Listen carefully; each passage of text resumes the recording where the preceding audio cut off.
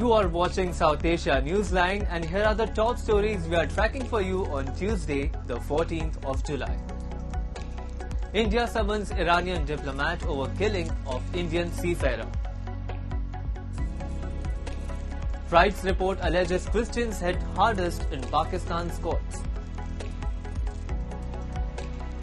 And Sheikh Hasina faces prison on return to Bangladesh, says Minister.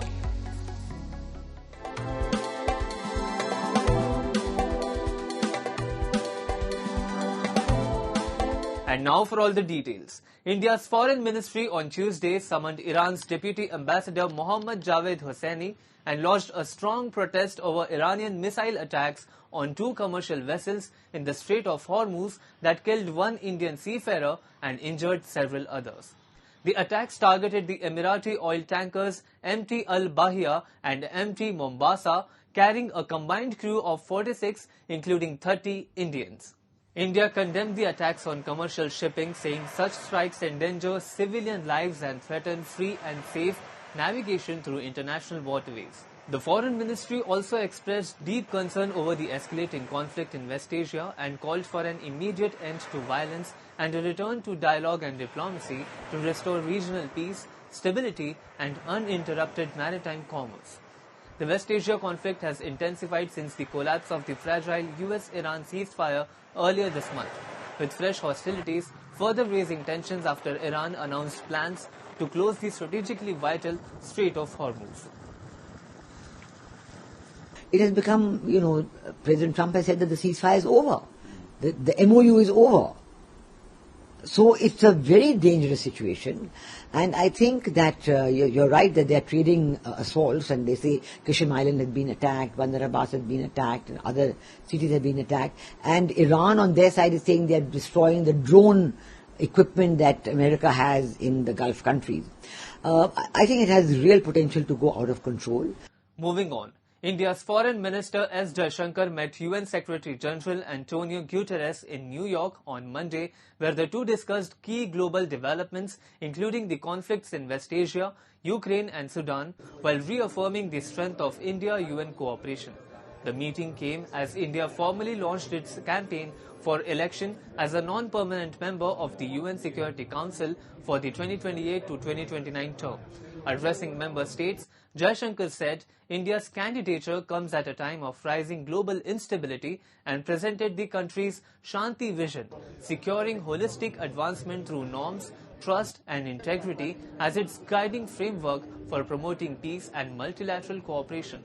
Jaishankar outlined India's key priorities at the UNSC if elected, including countering terror financing, strengthening maritime security, promoting responsible governance of AI through the Manav framework, and advancing the interests of the Global South.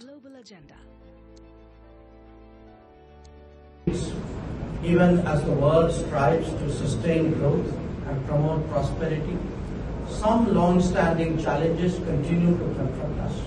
Significant among them is terrorism. For far too long, our efforts have concentrated on countering its symptoms. But that will only give us limited results unless we are focused on constricting its resource base. Our commitment is to concentrate on countering terror financing and encourage objective and evidence-based proposals for listing of terrorist groups. If elected, India would join the UNSC's 10 rotating non-permanent members who serve 2-year terms alongside the Council's 5 permanent members: China, France, Russia, UK and the US. Non-permanent members are elected by the 193-member UN General Assembly and require a 2/3 majority vote. And a new report by a leading human rights organization has alleged that corruption in Pakistan's justice system has become deeply entrenched, affecting poor and marginalized communities, particularly Christians, under the country's controversial blasphemy laws. We have a report.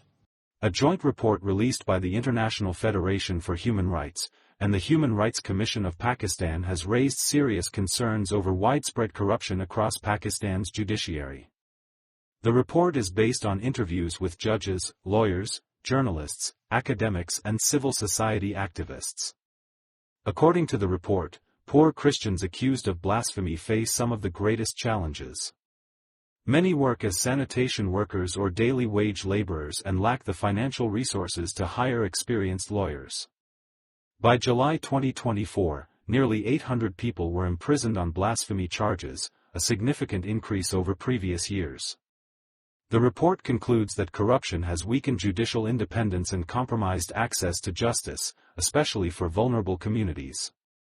The report recommends restoring judicial independence, improving transparency, protecting whistleblowers and reforming the administration of justice.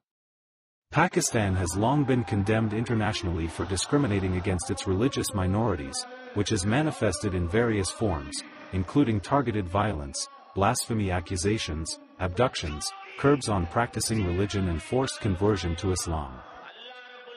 Pakistan's powerful military establishment and its chief Asim Munir is facing political criticism. Jamiat Ulema-e-Islam chief Maulana Fazlur Rehman has launched a scathing attack on Pakistan Army Chief Asim Munir and challenged him to remove his uniform and contest elections if he wished to play politics. Rehman accused Pakistan's military of repeatedly influencing elected governments, alleging that it decides who comes to power and who is removed from the office. He argued that defending the country is the responsibility of the armed forces, which are funded by taxpayers, and warned that encouraging private militias could fuel generations of violence and revenge. The remarks came just days after Munir appealed to citizens to support the military's campaign against militancy. Rehman dismissed the appeal, saying counterterrorism cannot be outsourced to civilians. He also criticized the government's handling of security in Balochistan and Khyber Pakhtunkhwa, claiming large areas have slipped beyond the state's effective control. Meanwhile, ousted Bangladeshi Prime Minister Sheikh Hasina will be jailed if she returns from self-imposed exile in India, Bangladesh's State Minister for Foreign Affairs Shama Obaed Islam said on Monday. Her remarks came days after Hasina told Reuters she planned to return to Bangladesh in December and surrender before a court. Hasina has been living in New Delhi since August 2024 after a student-led uprising ended her long tenure in power. She faces multiple criminal cases, including a death sentence handed down in absentia by Bangladesh's War Crimes Tribunal over the deadly crackdown on anti-government protests.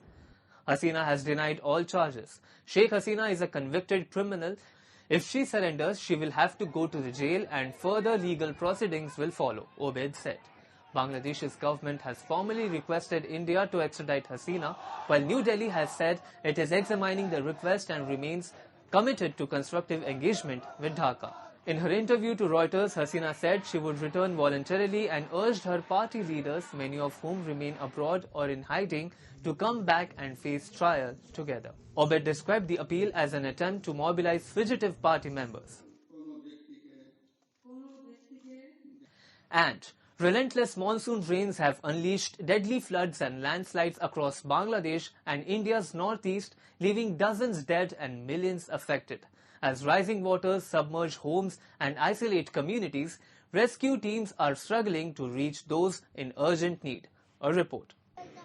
At least 54 people have died after severe flooding and landslides swept across southeastern Bangladesh, leaving more than 1 million people stranded and entire communities cut off.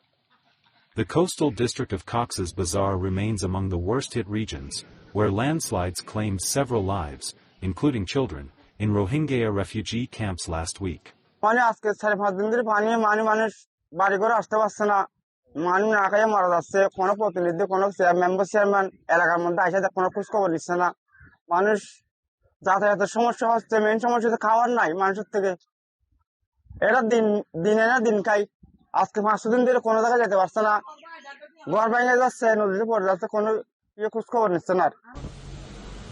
Many villages remain submerged under waist-deep water, while in some areas floodwaters have risen above the roofs of corrugated tin houses.